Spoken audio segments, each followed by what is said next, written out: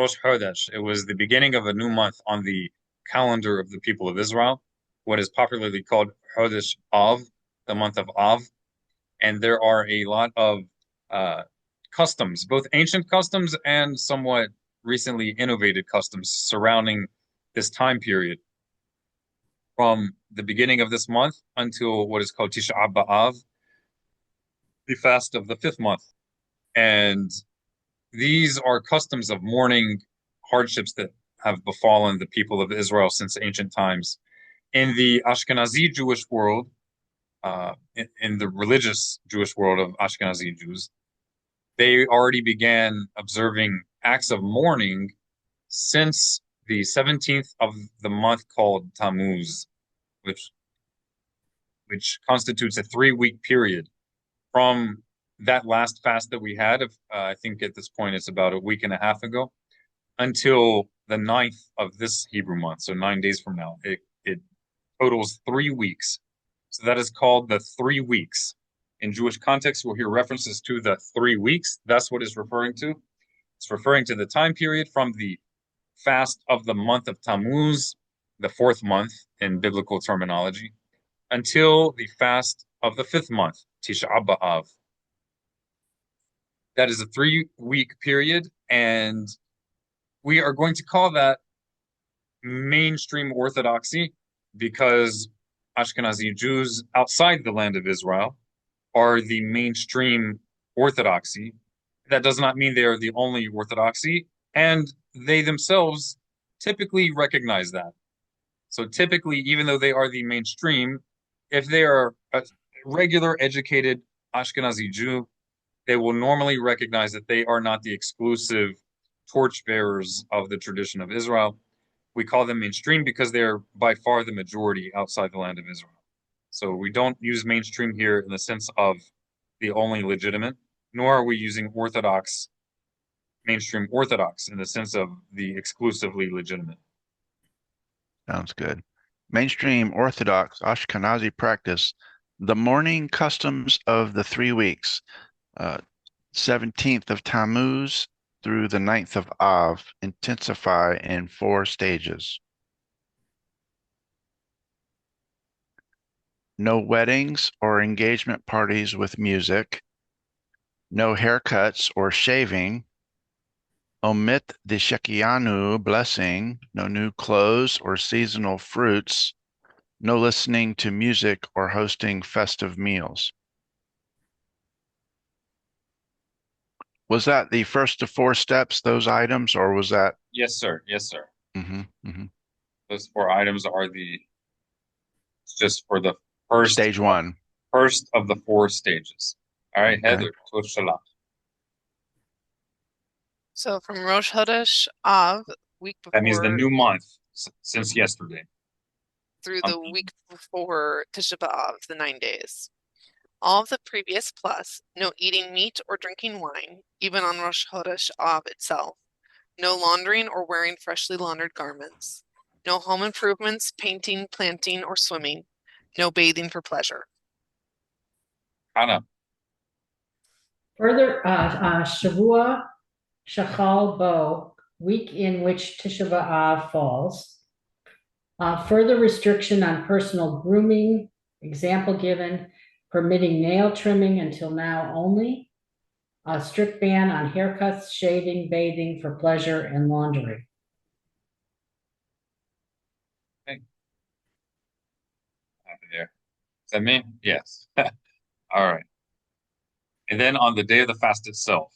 So on the day of Tisha B'Av itself, which is about 9 days from now, 8 days from now, it will be a full fast day. That means it is not from dawn until nightfall, but rather it is from around sunset until nightfall the following day. Just like on Yom HaKippurim, it is a complete fast, roughly for 25 hours. No eating or drinking. And non-traditional Jewish contexts, when they say fasting, they often mean fasting from one particular item, or maybe fasting from eating, but they drink whatever they want, or vice versa. But in the context of classical Jewish practice, the fasting on this day is just like the fasting on Yom HaKippurim. There is no eating or drinking whatsoever, unless it would be a real harm to one's physical welfare. And the individual themselves is considered the ultimate authority for whether that is their condition. That is not a modern, politically correct understanding of it. That is the classical Jewish understanding since Talmudic times, that the individual themselves are the ultimate authority for whether or not they are in danger and need to eat or drink. But haphazard drinking or drinking just because, ooh, I can't stand feeling hungry anymore, that does not qualify. It needs to be that you feel dizzy. You don't need to wait until you're severely dizzy and falling, but you feel a little dizzy, or you you feel intense pain. You are anything like that. Maybe blurry eyesight, even just a little bit. Okay, you don't have to wait till it becomes extreme. There are other qualifying factors as well that get elaborated upon. And if a doctor would say that you need to eat, then you need to eat as well, even if you don't feel that you need to. Does Okay. this begin at before Havdalah or after Havdalah? So it doesn't depend on Havdalah, because Havdalah can happen even before Shabbat ends. You can also do Havdalah nearly into the middle of a week. So it has nothing to do with Havdalah. It has everything to do with when the basically sunset. Really, it's from nightfall to nightfall, but we don't wait to the last moment. So it's usually from sundown to nightfall of the next day. The fourth stage in Ashkenazi practice, and we're talking about traditional Ashkenazi, classical Ashkenazi Judaism. So in traditional Ashkenazi practice, the fourth stage is a full fast on the 9th day of the month called Av. This is the 5th month in biblical terminology. There's no eating or drinking, no bathing, no applying oils, meaning no anointing, no wearing of leather shoes or greeting others, no Torah study, unless it is in the context of Lamentations, that can include the biblical book of Lamentations, or passages that deal with the theme of the destruction of Israel, of Jerusalem, and related themes. The matter of wearing leather shoes, I do want to say that there are respected Ashkenazi authorities, legal authorities, who hold that leather shoes are forbidden, but non-leather shoes are also forbidden if they provide the same comfort as leather shoes. And I am very much a fan of those legal authorities because they are more honest. Because it is clear from the source text that the idea of prohibiting leather shoes is because leather shoes were historically understood as the higher quality type shoes that are the most comfortable. But nowadays, anyone and their mother knows that shoes do not have to be leather to be extremely comfortable. And you can have extremely comfortable shoes, which are not leather, that are even more comfortable than many leather shoes. But the normative practice is that there's something inherent about the fact that they are leather shoes. And so as long as you're not wearing leather shoes, you can wear whatever you want. That is clearly not the intent of our sages, if you look at the source text. And I'm just mentioning that there are Ashkenazi legal authorities who acknowledge that. Kol hakavod lahem. Good on them. But the mainstream practice, it kind of misses the point. And you will find people wearing very comfortable Crocs or all sorts of other things on Tisha B'Av, as well as on Yom Kippurim, on the Day of Atonement, even though those are extremely comfortable. So even if you're not wearing leather shoes, but they are comfortable, maybe even more comfortable than leather shoes, you should not be wearing that on Tisha B'Av unless you just don't mind not thinking about it and just kind of, voluntarily continuing in cognitive dissonance. We don't want to be a mockery. This kind of behavior turns us into a joke, to be frank. We don't need to be a joke. So if our act of mourning involves wearing bright green, super comfortable house shoes as we walk around in our workplace, and we're doing that just because we know that's the only way we can get away with it on a technicality, even though it actually violates the intent of the original edict, we're just going to make ourselves look silly, especially in the eyes of non-Jews. That is not a sanctification of God's name. So what you can do is you can wear some well-worn flip-flops or something else that is not as comfortable as what you normally wear. You don't have to go absolutely barefoot, especially if that is going to cause you injury. But try to find something that's not as comfortable as normal. You And know, if I gotta say, my leather shoes are probably the most uncomfortable things I have. yeah, I think that's often the case. Hmm. Even if they're not particularly uncomfortable, they're often not as comfortable as non-leather shoes. If you don't have any really well worn out flip-flops or sandals, um, and it's kind of hard to find footwear that is not comfortable. If you don't have anything like that, then this is my own solution. I'm not saying this has authority over anybody unless you just agree with the idea and you can do it. Put something in your really comfortable shoes. Then you're not making a scene. It's just between you and God, but you feel some kind of discomfort. I'm not saying put a rock in there, but maybe roll up a little bit of tissue paper so you feel something unusual within your shoes that kind of mimics walking on ground or walking in footwear that's not as high quality. It doesn't need to cause you pain. It just needs to be not as comfortable as normal. All right, that's up to you guys. Okay, Sephardim. We covered Ashkenazi practice. Now we're looking at Sephardim. Who would like to read? Mainstream Sephardic practice. Sephardim generally delay most mourning customs until Rosh Chodesh Av, not from the 17th of Tammuz. All right, and again, who can tell us what Rosh Chodesh means? What is Rosh Chodesh? New moon. That's right. It is the first day of a new month on the Hebrew calendar, on the Jewish calendar. So, in contrast to mainstream Ashkenazi practice, which already begins customs of mourning from the previous month, the 17th day of the previous month, Sephardic Jews do not do that generally.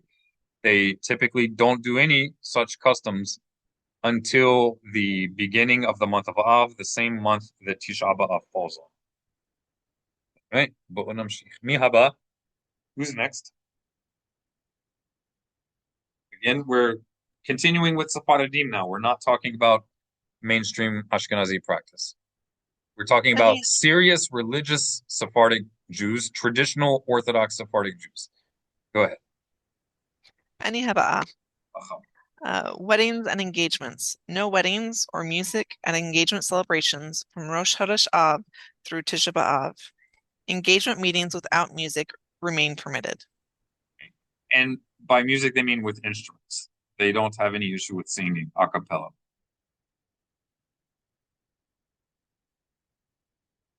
Continuing from the beginning of the month of Av until Tisha B'Av, in contrast to Ashkenazi practice.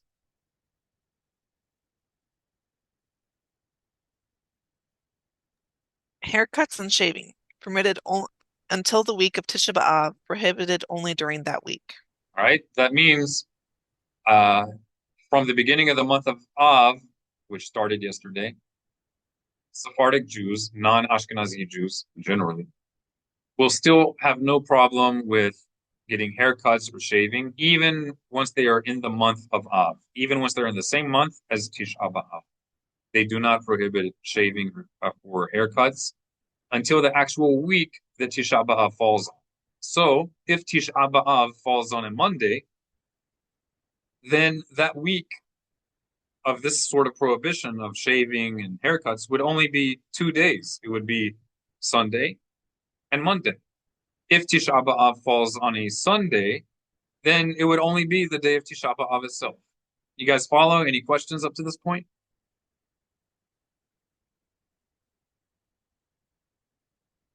All right, bo'u namshich. Let's continue. Bo'u namshich. Mi haba b'tor. Who's next? Nichama. I don't know if I said it right, but All right. must refrain from meat and wine from after Rosh Chodesh Av until after Tish B'Av. Some permit meat on Rosh Chodesh itself. Grape juice and certain distilled spirits may be consumed. Fish is always allowed. Other mourning customs. No music with instruments, singing without accompaniment is allowed. No Shekinah on new fruits after Rosh. All right. Sheheheyanu. That's a blessing we say when sorry, Shehacheyanu. Yeah, Sorry. that's the blessing we say that when we do something really special or that makes us really happy. Yes. No Shehacheyanu on new fruits after Rosh Chodesh Av.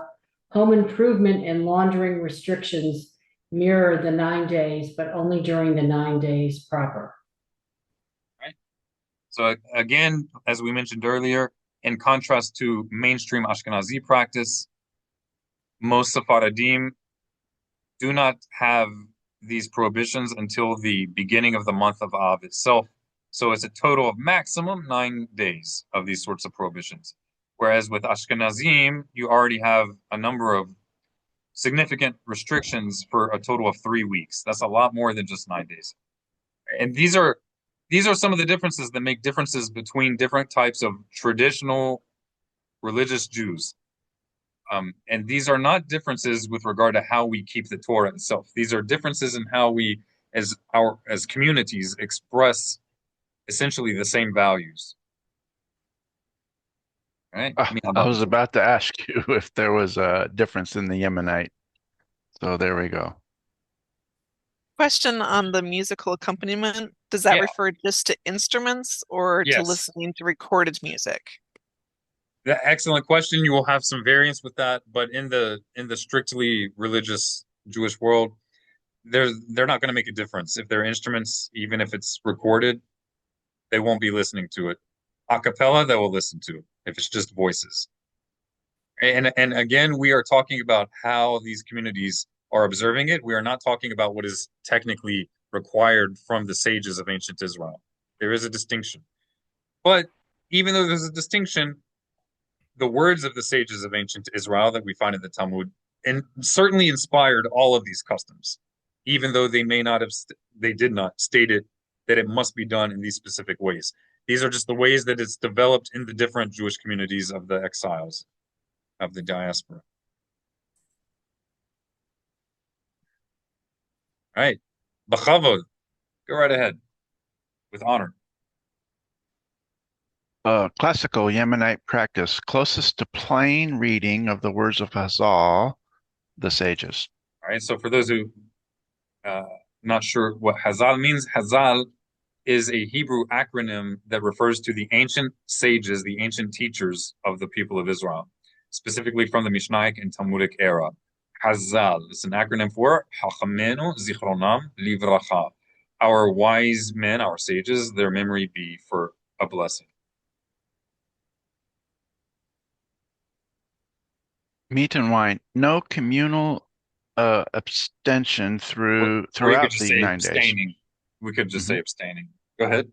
No communal abstaining throughout the 9 days. Meat and wine may be eaten, drunk as usual, except at the Seudah HaMafseket,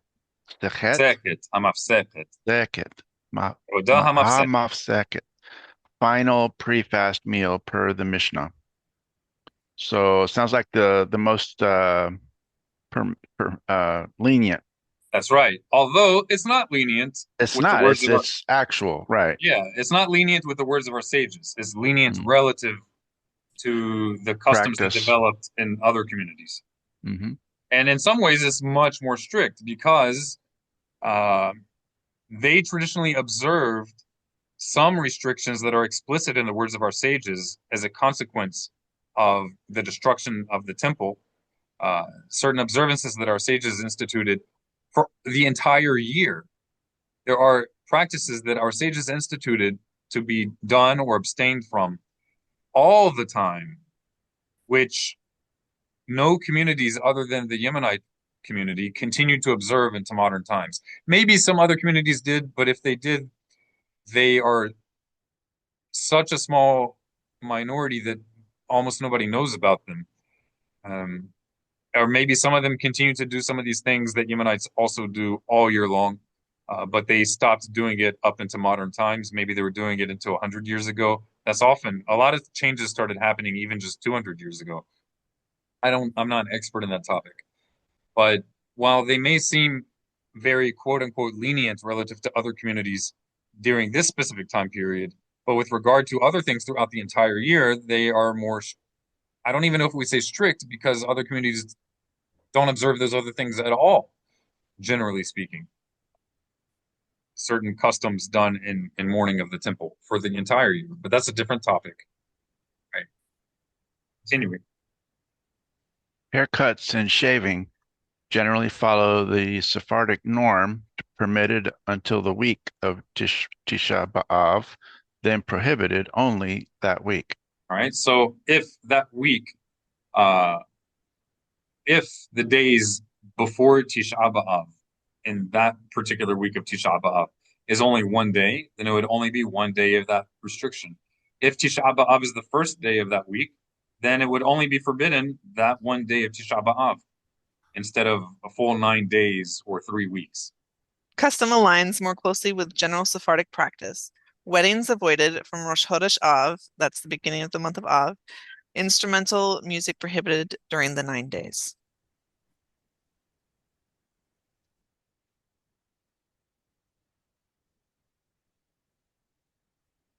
Mihababator. Anna, would you like to read? Okay, other customs. Do not intensify mourning until the 9 days. No widespread washing or laundering restrictions until after the Seudat HaMafseket. Amafseket,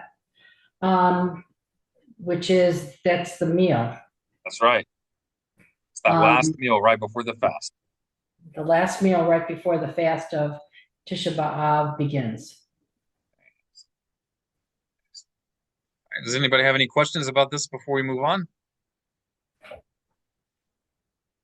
If there's one thing we can take away is this: if a person wants to keep Torah, wants to associate with the people of Israel, or is a member of the people of Israel, but doesn't come from a very strong background of Torah observance, if you feel that some of the mainstream Orthodox practices of the Ashkenazi world is a little bit too much for you, or maybe you feel like it shouldn't be too much, but it just really is too much for my spouse or my kids, and it's kind of, you're seeing that you're doing these things maybe discouraging them because they feel like, oh, if I want to keep Torah, I'm going to have to wear smelly clothes as well for over a week, or anything else.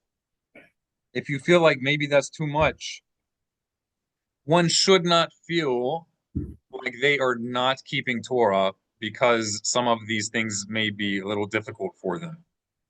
Rather, they should recognize that even among classically Torah observant Jewish communities all around the world, there has been some diversity.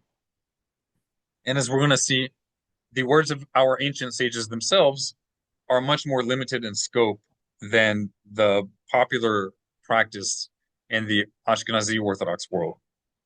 And I think also for our Ashkenazi brothers and sisters in the Orthodox establishment, they should pause and ask themselves for a moment if those practices are too much even for the majority of Ashkenazi Jews. Maybe they who are comfortable with those practices should continue in those practices, but without looking down on other Ashkenazi Jews who struggle to do such things for 3 weeks. And that, my friends, is something like 90% of Ashkenazi Jews do not do what we just read about Ashkenazi Judaism. That is overwhelming majority of Ashkenazi Jews. And although we're not endorsing any particular non-classical Jewish movements or movements that use the term Jewish, though not representing classical Judaism of any form, but we have to ask ourselves, how did those movements come to be? What spurred them? If we look at the impression that our sages got, which they reiterated again and again regarding the destruction of the temple, baseless hatred toward our brothers, toward our fellow man. I think we should learn a lesson from that we need to be careful with our priorities and not make mountains out of anthills. We should distinguish, as we said in the prayer that at the beginning of our class, as we do every week, we should not give priority and massive importance and heavy-handedness on matters that are not an issue of permitted or forbidden. But we should first and foremost be concerned about the welfare of our fellow man, just their overall welfare, their physical welfare, their mental and emotional welfare. Then we should be concerned about their affiliation with the people of Israel, generally speaking, not specifically their alignment with Ashkenazi Judaism or Sephardic or Yemenite, but just their sense of belonging and identity with the people of Israel, broadly speaking. And then with their keeping of, ritual practices, and then with the more nuanced matters, after all those other priorities are in place. Having our priorities in place is really a very neglected aspect of Torah observance that needs to be remedied if we want the majority of our people to feel belonging to the people of Israel, to the Jewish people. Any comments, any questions anybody want to add? I do. I mean, like Passover, I come from Ashkenazi descent. Okay. And so Passover, one Passover there went to the home of a Sephardic Jew, and they had rice. Yeah. But I ate it because I didn't want to be rude to my host. Of course. Believe me, not just on Passover, any Shabbat, when I go to a ultra-Orthodox Ashkenazi home where they feel like they have to serve gefilte fish. I'm honestly convinced that some of them don't even really like gefilte fish, but they think they have to. Because I notice every single time I go, they always have gefilte fish. I'm not a big fan, but I don't say anything. And I try to eat at least one of those gefilte fishes. Oh man. Now you should have a little more familiarity with the texture of strange creatures from the deep, being Listen, from Louisiana. I am not even a fan of fish, whether or not it's gefilte fish. So yeah. I'm doing a double mitzvah there. I am not a fish. Don't feel bad. My mother, I don't like gefilte fish. We always ate the whitefish and pike, which didn't have that kind of weird flavor that gefilte fish has. It's the glossy appearance that is the biggest issue for me. It looks like it just looks like something. That glossiness is just, and the little carrot on the top is, that's kind of cute, honestly. I think it's great. Oh man. Okay. Any other comments or questions before we move on?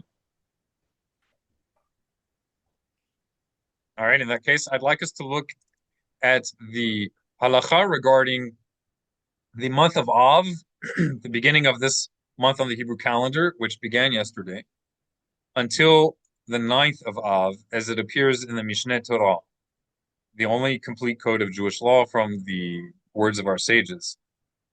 Okay, who would like to read? Heather, you with us? I am. When the month of Av enters, we reduce our joy. During the week of Tisha B'Av, it is forbidden to cut one's hair, to do laundry, or to wear a pressed garment, even one of linen, until after the fast. It has already been accepted as a Jewish custom not to eat meat or enter a bathhouse during this week until after the fast. There are places that follow the custom of refraining from slaughtering from Rosh Chodesh Av That's the beginning of Av until after the fast. All right, so we see here that there is a concept of many of these customs that we read about. They do exist already in the source texts. Even doing laundry or wearing pressed garment, but notice it doesn't say a prohibition regarding wearing something clean, but rather the doing from that point on, doing laundry. So it's like ultra fresh. Not just that it's clean, but ultra fresh. Or wearing pressed garments, right? And from when does this begin in the source text? From the week of Tisha B'Av, from the week itself, not even from the month of Av itself, but from that week that it falls on.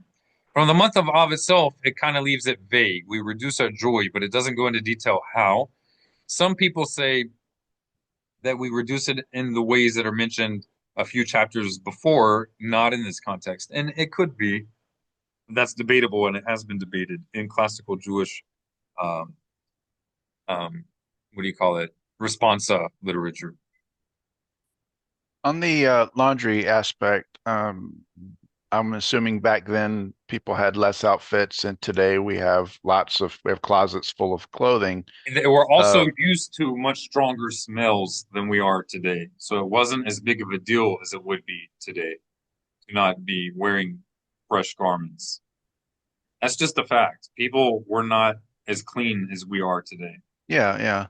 But I mean, if I don't wash clothing that during the week to wear, but I go grab something out of the closet that Right. that was washed a week before, Yeah. is there an issue? No. Yeah. No. It's already washed. It's not super fresh. Yeah, it's not dirty, but it's not like it was washed with a fragrance. They had oils and herbs to make things smell nice, not just that it didn't look dirty.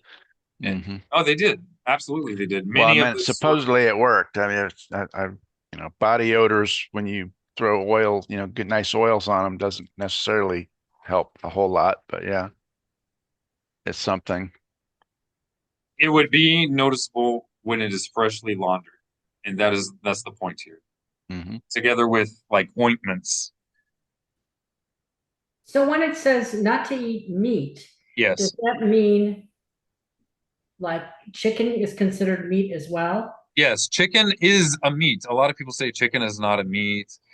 It is true that chicken is not considered the same as red meat in the context of Jewish laws regarding mixing meat and dairy. Those prohibitions regarding mixing meat and dairy have different applications depending on whether you're talking about mammalian meat, like beef or lamb, or as opposed to poultry, right? So the laws apply differently, but it's not that chicken meat is not meat. Chickens don't human feed meat their is young. Meat. So what? The chickens don't feed their young their milk. Yeah, they're not mammals. Right. And so the Torah prohibition, in classical Jewish understanding, the Torah prohibition of eating meat with dairy only applies to bovine meats or to like lamb. These are mammalian type meats. The prohibition of dairy with meat does not apply to dairy and poultry from the Torah. That is the mainstream, that's the consensus understanding. There is an opinion that it does in the Talmud. No community holds this forbidden from the Torah to eat dairy and poultry. They consider it rabbinically, they consider it rabbinically prohibited. That's right. Right. They treat it that way. So fish would be allowed, though. Absolutely. Okay. Ashkenazim regularly eat fish with dairy. No concern about that at all. Sephardic Jews, with dairy, but with during this time. Oh, yeah. But this is talking about a custom. This is not that is mandated by the Supreme Council of the People of Israel, the Great Sanhedrin. That means there's no Torah violation, nor even a violation of the instruction of our ancient sages who served on the Great Sanhedrin. But rather, this is a custom that developed relatively early in Jewish history, but not a direct instruction from our sages. Right? And even this was talking about the week of the fast, not from the beginning of the month, but from the week. This is the widespread Jewish practice in the Middle Ages that Maimonides, one of the greatest scholars of of the Talmud since the time of the Talmud itself. He didn't even know about what we have today, what is the widespread practice today. He didn't even know about it. It didn't, apparently, it may not have even existed at the time. I don't know. If it did, it wasn't pervasive as it is today. Customs do change over time, and sometimes they change dramatically. Sometimes they forbid what is permitted. In this case, it's not actually forbidden, even if this is the practice. Meaning we should not make this a stumbling block for somebody who struggles with, might be offended by it or struggles with it, whatever. It's not a big deal. But in the same vein, sometimes customs permit things that are forbidden. And it's not necessarily intentional, but maybe due to ignorance or something beyond the control of the community, such as prostrating in daily Jewish prayer. Nobody ever said, there's no like universal edict among the Jewish people saying, thou shalt no longer prostrate in the way that we find throughout the Torah and in the ways that the ancient sages of the Talmud explicitly directed us to. Nobody said, no universally recognized authority said, we now have to stop prostrating in prayer. Rather, what happened was circumstantial changes that happened in the Jewish community that, for practical reasons, led to the abandonment of prostration in daily Jewish prayer, such as Christian or Muslim oppressive governments forbidding Jews from building larger synagogues in different eras of Jewish history, or they could build it, but only with their permission. And if they felt the Jewish community was too big, they might require the synagogue stay a certain size. And then things, it's just too crowded. Things fade into history. So this is what we're looking at here is a example of restricting things that are technically permitted. Okay. Who would like to read? Ani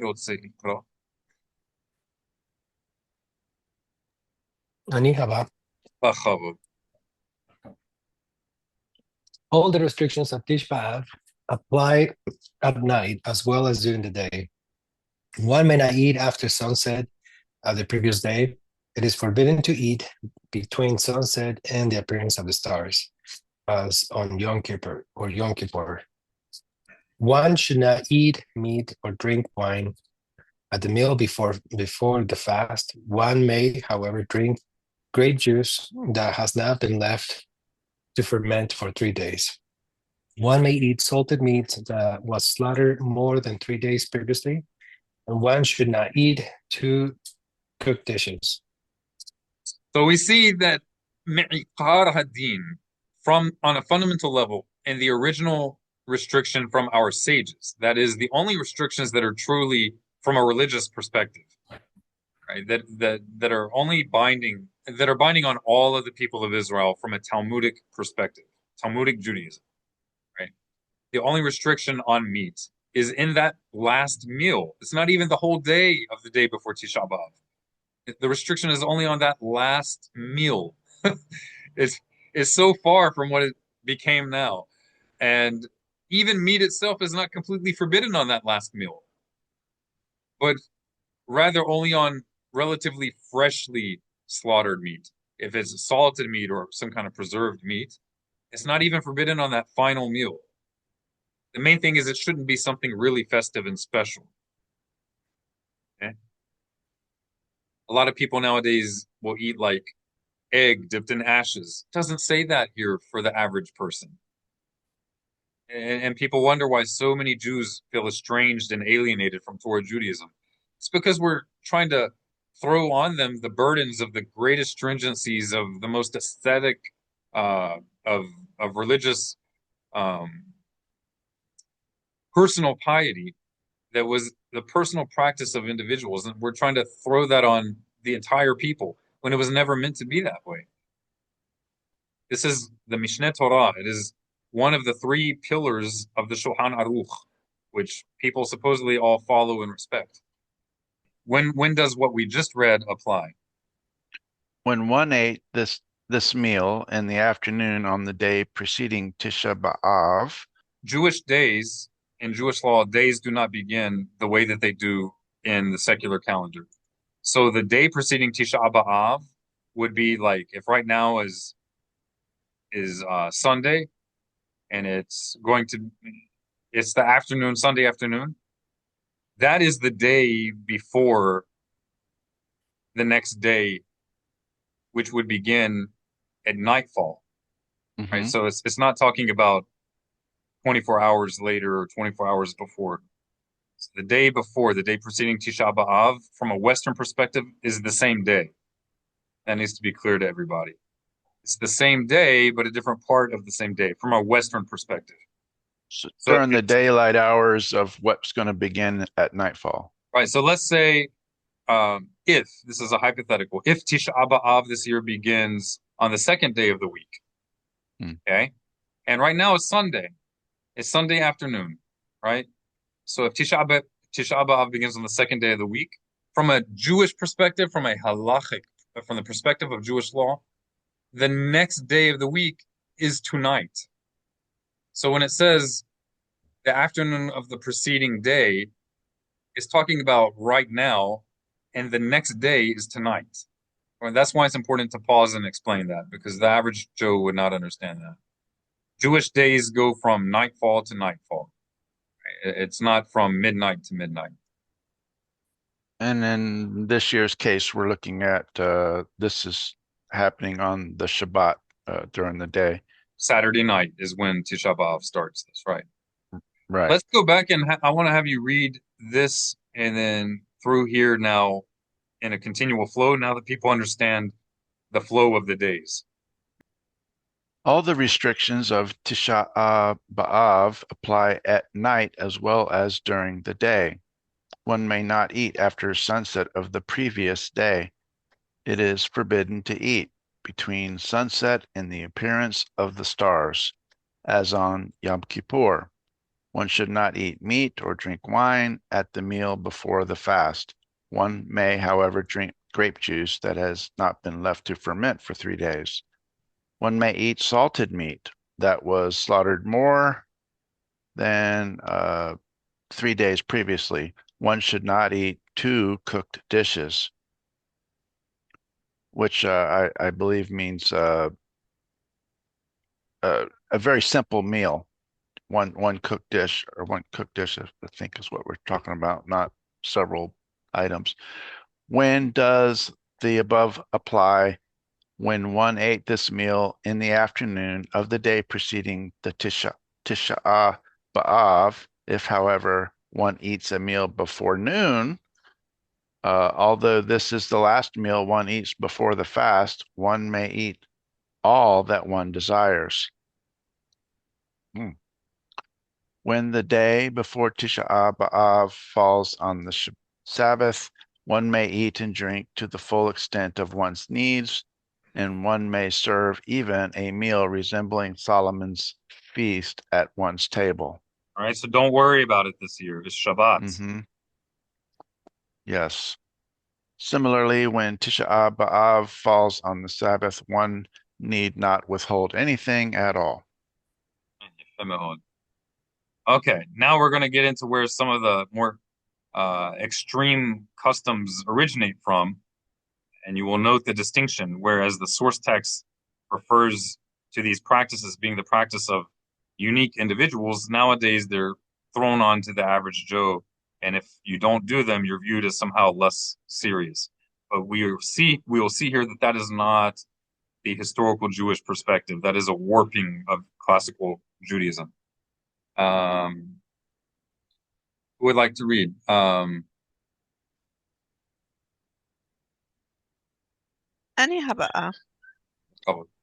This is the rite observed by the people as a whole who cannot endure more. In contrast, the rite observed by the pious of the earlier generations was as follows. A person would sit alone between the oven and the cooking range. Others would bring him dried bread and salt. He would dip it in water and drink a pitcher of water while worried, forlorn, and in tears, as one whose dead was lying before him. The scholars should act in this or a similar manner. We never ate cooked food, even lentils, on the day before Tisha B'Av, except on the Shabbat. All right. Now, is he saying that if somebody eats lentils on the day before Tisha B'Av, that they're a less observant Jew? Is he saying that for everybody? Who is he talking about what should be taught and demanded from the mainstream community? No. All right, who is he referring to? Only those that are particularly pious. That's right. That's right. And the esteemed scholars of the people of Israel. And that's great if somebody wants to aspire to that or take that upon themselves. But it is foolish to think that if the congregations, the local communities and the congregations that were learning from the ancient sages of Israel, we are foolish to think that if our sages thought that their congregations should not be required to do these things, we're foolish to think that Jewish communities today, generally speaking, should be demanded to do these things and treated as if they're not really very Torah observant if they don't do it. It's kind of ridiculous, frankly, and foolish. Very, very foolish.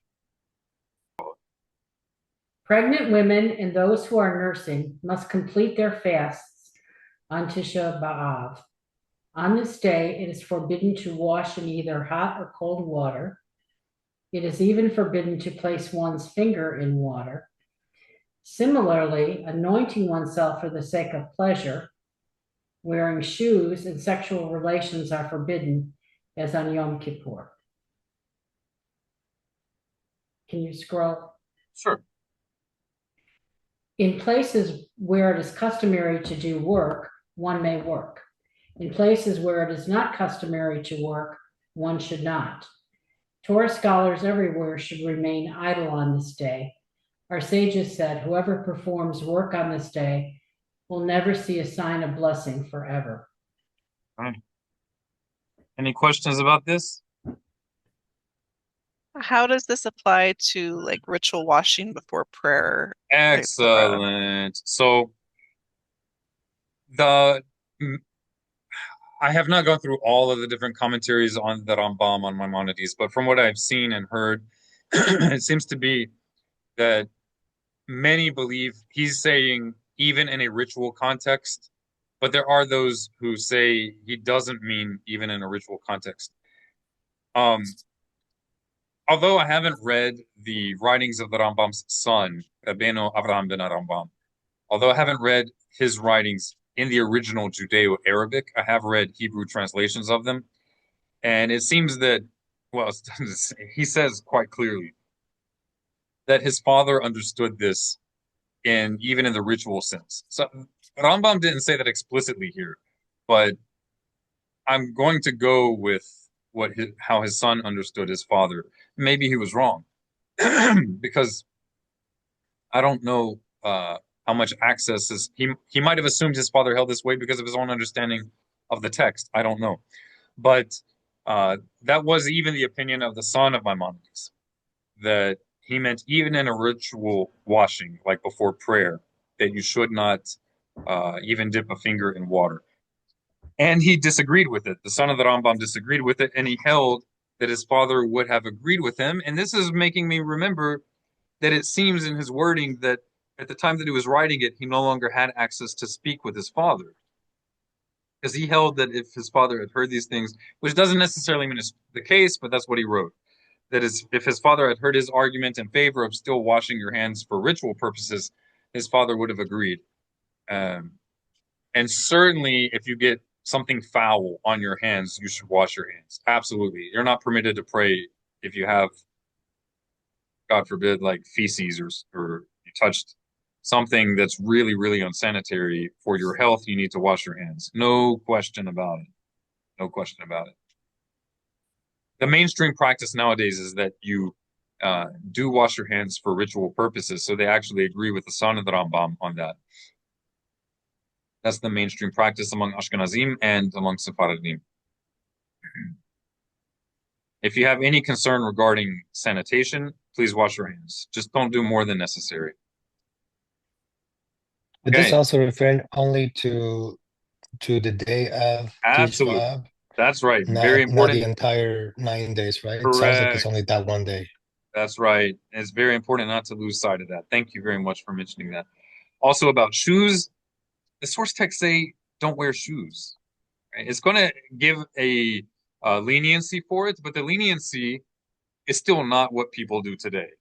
The leniency has to do with protecting your feet, but the minimum necessary for protecting your feet. It's not about wearing super comfortable house shoes as long as they're not leather. This is completely like this aspect of the observance really took a left turn. It's kind of crazy. See a lot of running shoes nowadays. Yeah, and it looks silly, honestly. Like on in Jerusalem, where you see a ton of people walking every day of the week, you see everybody's wearing like funky shoes. It turns us into a joke. It's not good. People need to use their brains. If they will be mindless with doing what everybody's doing in the religious world, then if they hadn't been born Jewish, they would have been mindless in the Islamic world, or mindless in the atheist world, or mindless in the Christian world. And then we're no better than they are, honestly. The fools among them, at least. That's not the way of Torah. Okay. The Rambam does nod the head to the importance of local practice. As long as the local practice doesn't require you to violate Torah, then respect local practice. You don't have to agree with it, but when you're with the community, be respectful. It should be right across. All right. Emmanuel, would you like to read the next one? Yeah. Torah scholars should not exchange greetings in Tisha B'Av. Instead, they should sit in agony and frustration like mourners. If a common person greets them, they should reply to him weakly in a somber tone. On Tisha B'Av, it's forbidden to read from the Torah, the prophets, and the sacred writings, or study the Mishnah, Torah law, or the Talmud and the Aggadic works. One may study only Job, Eichach, and the prophets of retribution in Jeremiah. Children should not study in school on this day. There are some sages who do not wear the head tefillin. I'm very much opposed to that. I would suspect that Rambam would be as well, but I'm just connecting dots from different things he said.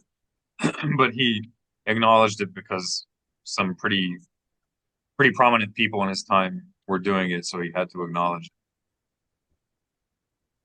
it. By the way, what is the general rule if faced between keeping a Torah commandment and possibly violating a rabbinic commandment? If you have to choose between the two, what should be the protocol?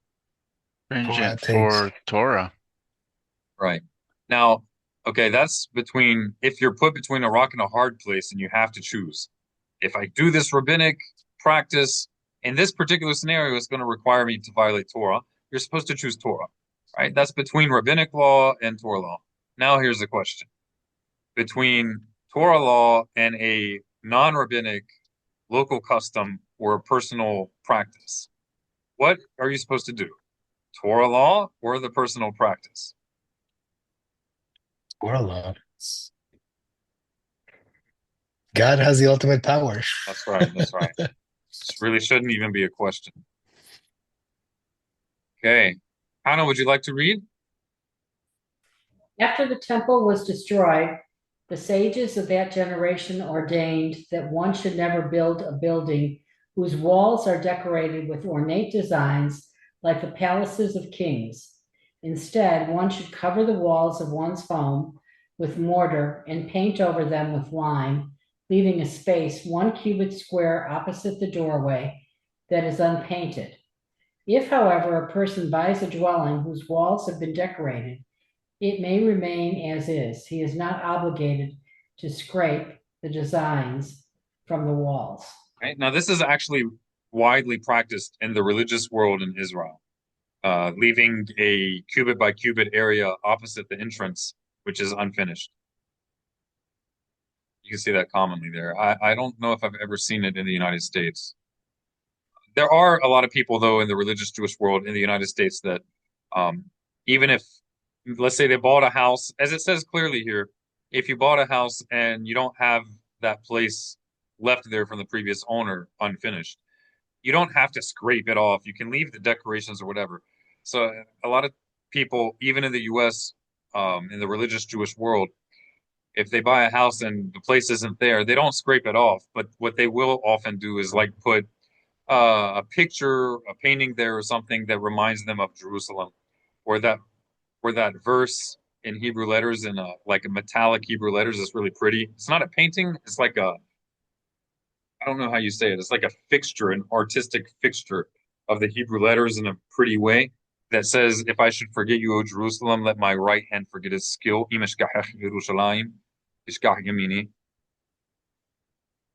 Right. If you were repainting your house, they might leave that Yes, area that was I, I previously would. painted Yeah, alone.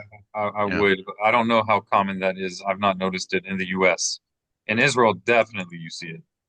I wasn't looking for it, so I never noticed it. You have to go to a lot of houses to notice it. If you only went to one or two people's houses in Israel, you will probably see it, but you might not think anything of it Yeah, I because you wouldn't have just went to noticed one. it. You would have been like, "Oh, then Yeah. something happened, construction or something." Right. All right. Yeah, you want to go, Habibi? Okay, similarly, they ordained that a person who sets a table for guests should serve slightly less than usual and should leave a place empty so that it is obviously lacks one of the dishes that would ordinarily be placed there.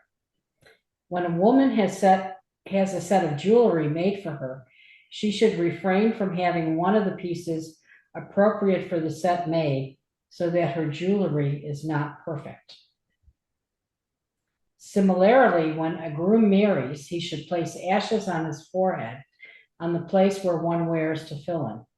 All of these practices were instituted to recall Jerusalem, as chapter 130, Psalm 137, verses 5 and 6 states, "If I forget you, O Jerusalem, may my right hand lose its dexterity.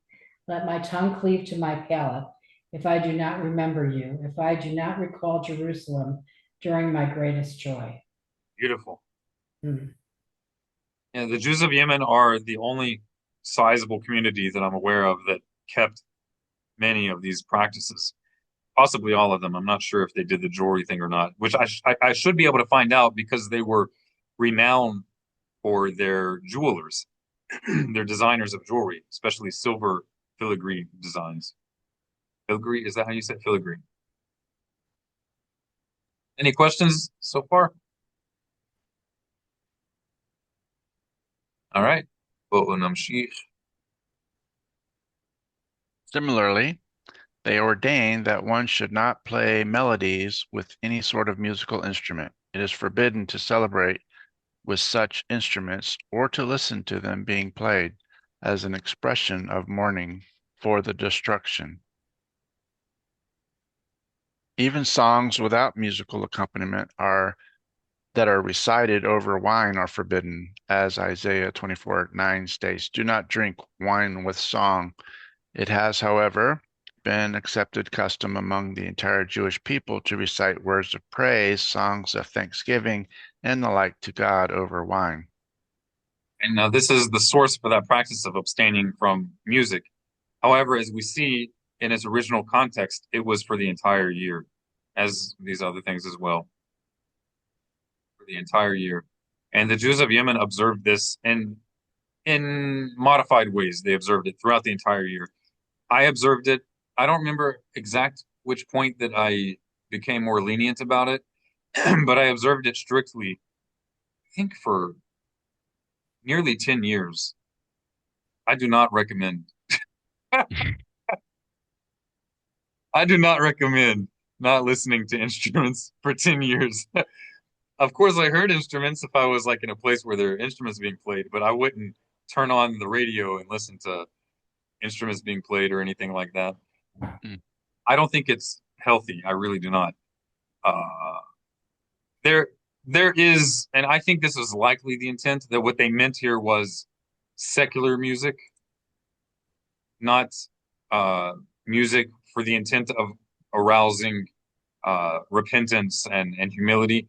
And I think that because other places in Talmudic literature, in Talmudic law, there's reference to using instruments, but it's in context of religious duties, as opposed to, you know, like folk music or just turning on the radio and jamming out, I don't know, you know, Katy Perry or whoever, right?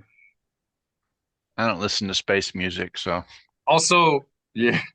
Also, if, but took me a moment. Also, if this was intended for religious type music, then it would have been forbidden as soon as it was instituted, which doesn't really make sense to me, because there is singing in the chanting of the Torah. And if even one element of a decree is not accepted or doesn't spread among the Jewish people, then the entire decree falls. So it doesn't make sense to me that Maimonides would have even included this if it hadn't have been understood. Like, it should have been obvious that this is not talking about religious music, but rather folk music, which is not inherently forbidden. Right? If it were inherently forbidden, then there would be no need for this. I also think that our sages did not imagine, I would hope that they wouldn't imagine, that we would have gone 2,000 years without the temple. It didn't have to be that way. It didn't have to be 2,000 years without the temple. So this could have been something that spurs us, and it only makes sense to me that these observances were intended to spur us to repent as a nation and have the temple rebuilt so that we don't have to do these things anymore. They were not intended to be realities that are just accepted as permanent realities. That was not the intent.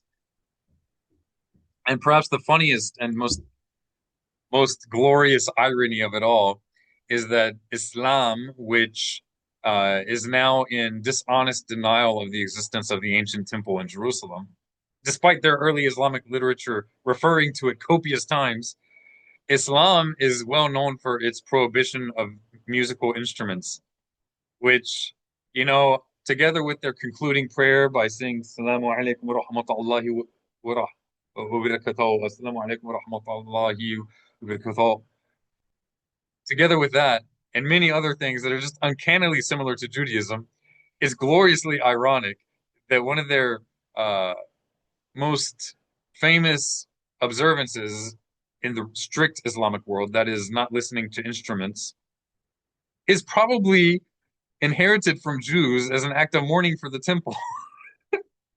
It's hilarious. I'm telling you, like, it's almost certainly what it's coming from. It's so freaking funny. Oh man. Truth is stranger than fiction. Okay. Well, Leah, would you like to read? We're about to wrap it up. Yes. Afterwards, they ordained that grooms should not wear crowns at all, nor should they wear any diadems at all, as implied by Ezekiel 21, verse 31. Remove the mitre and lift up the crown. Similarly, they ordained that brides should not wear crowns of silver or gold. A garland made from twisted cord is, however, permitted for a bride. Okay. When a person sees the cities of Judah in a state of destruction, he should recite Isaiah chapter 64, verse 9. Your holy cities have become like the desert, and rend his garments. When one sees Jerusalem in a state of destruction, one should recite the continuation of the verse. Zion is a desert. When one sees the temple in a state of destruction, one should recite verse 10. Our holy and beautiful house has been burned with fire, and rend one's garments. From which point is one obligated to rend one's garments? From Sophim. It's a mountain just north of Jerusalem. Nowadays it's part of modern day Jerusalem. Okay. Afterwards, when one reaches the temple, one should rend them a second time. If one encountered the temple first, because one came from the desert, one should From the rent south one. or from the east. Okay, if one encountered the temple first, because one came from the desert, one should rend one's garments because of the temple and add to the tier because of Jerusalem. People commonly do this still nowadays, but the cutting is kind of, it doesn't look good because what I mean is it doesn't look like sincere because man, it's like they got too refined in Europe or something. Like they take out scissors and make a tiny little cut. Rip your shirt, you know. There's supposed to be emotion there. Like, yes, we should not be led through life by our emotions, but we're also not supposed to be stoic robots. You know what I mean? Like, also Jewish prayer. Like, our prayers are not supposed to be robotic, emotionless. We are not supposed to be led by emotion, but we're also not supposed to be in denial of emotion. God created us with emotion. You know, and that's another serious thing that needs to be metukan, that needs to be corrected, repaired in the Jewish people. Um, it's we should not expect that people are going to want to return to Torah if Torah seems like a dry, half-dead, uh, som eternally somber mourning ritual. You know what I'm saying? Like, and not just a mourning ritual, but a mourning ritual without tears. There's no emotion in it. We Oh man, that's why Tanakh, reading the Hebrew Bible, is so important because Is it's this just undeniable. Go ahead. is this done the first time you come over or you come across and you see, or every time? Not every time. It can't be We'll see it that. if we continue. Maybe. Okay. In all these situations, one must rend one's garment with one's hand and not with a utensil. They use scissors often today. Yeah. Well, I mean, I can only see the toughness of some materials being too difficult to start, but There are ways to do it that are not yeah. very complicated. hmm The, the, one the must. real problem, the real problem mm, is not the difficulty. The real problem is that people do not learn Jewish law from the source text. They do things just by looking at what everybody else is doing. That's the real problem. While standing, the person should rend all the garments he is wearing until he reveals his heart. He should never mend these tears at all. He may, however, have them stitched, hemmed, gathered, closed, or sewn with a ladder pattern. Manu, are you with us? Yeah. The following rules apply when a person comes to Jerusalem frequently in his travels. If he comes within 30 days of his last visit, he is not required to rent his garment. If he comes after 30 days, he is. There's the answer. I have a question about how modesty plays into this. Oh 'Cause yeah, it definitely. seems to me that if you rend your garment enough to expose your heart, that would be Immodest. potentially indecent. Yes, yeah, absolutely. Well, with women particularly, you mean, yes? Yes. Yeah. So if a woman is in front of a man, absolutely not. Of course not. If the woman, oh, and this is another thing and another reality that is perhaps uncomfortable, but it's just what it was. Women historically did not dress even the way most ultra-Orthodox women dress. Historically, they were not careful to cover up to their wrists and cover down to their knees or their ankles. They weren't careful to do that while wearing skin tight garments. You know, like I've seen women, some women, it's not most, but I've seen some women in Jerusalem who are super strict to have to their wrist, to their ankles, but it's so tight they walk like this, and you can see every little curve and crevice on her body through her super modest clothing. They didn't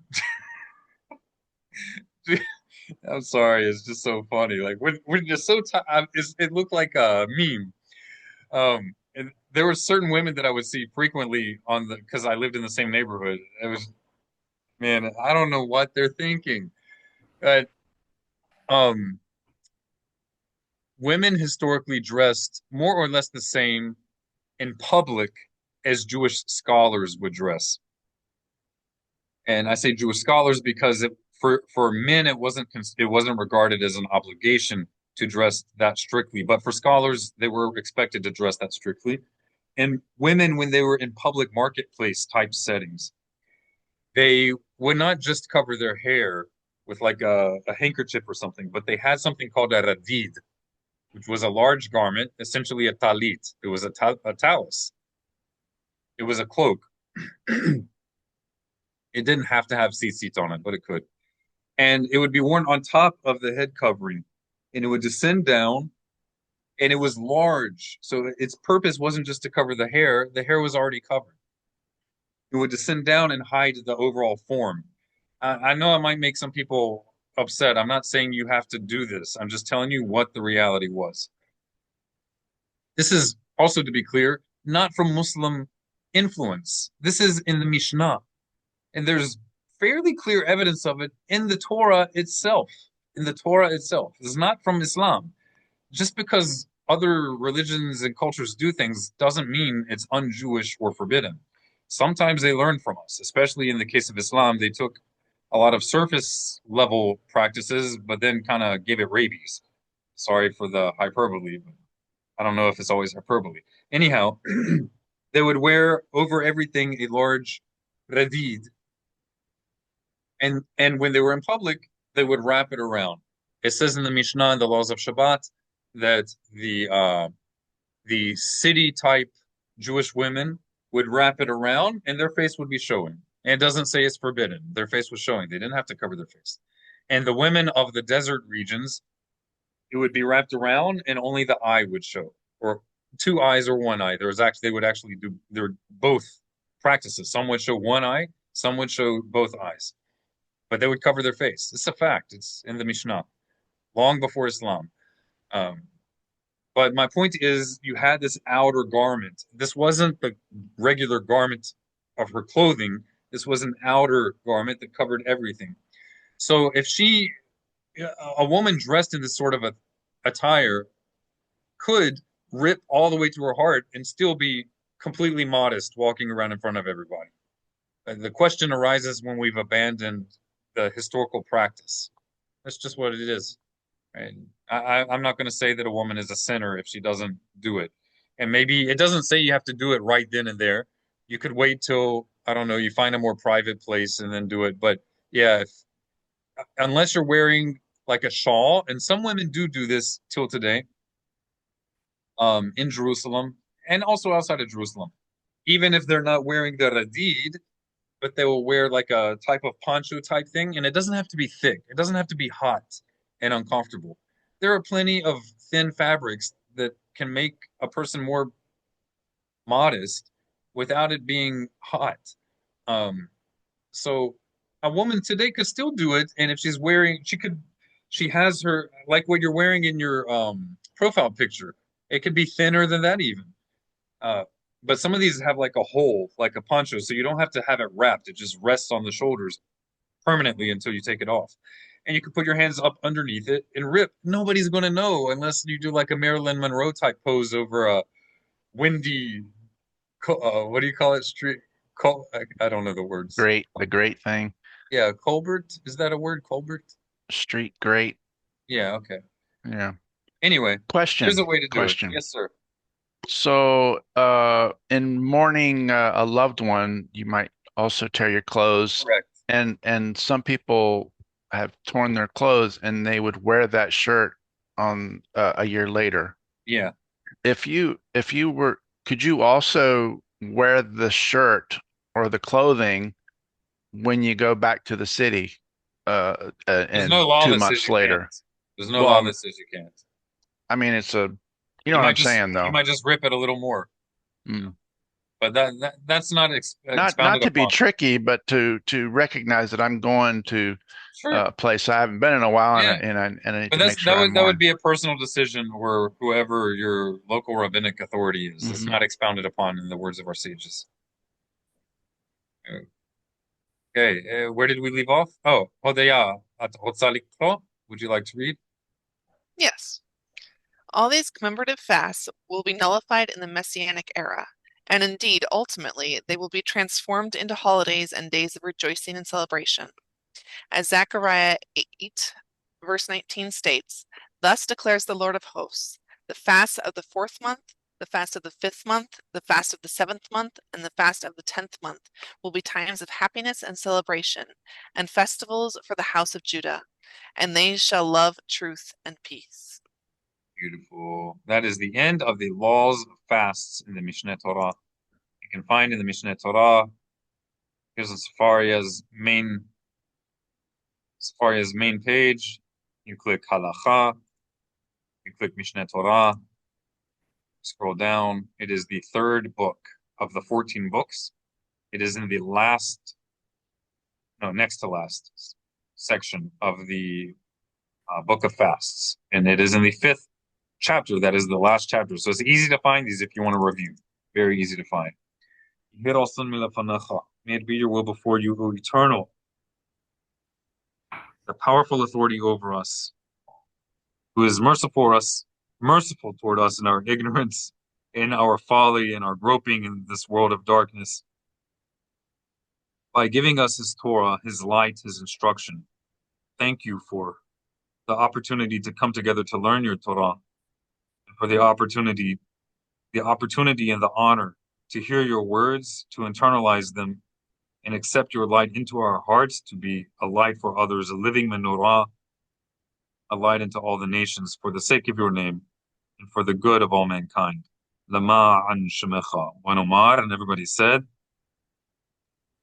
Amen. Amen. all right. You guys have a Shavua Tov, a blessed week, and sheyivenei beit hamikdash b'karov. May the sacred temple, this house of His Holiness, be rebuilt speedily in our days. Yes. Amen. Amen. Shalom, Shavua Tov. Toda rabah. Okay.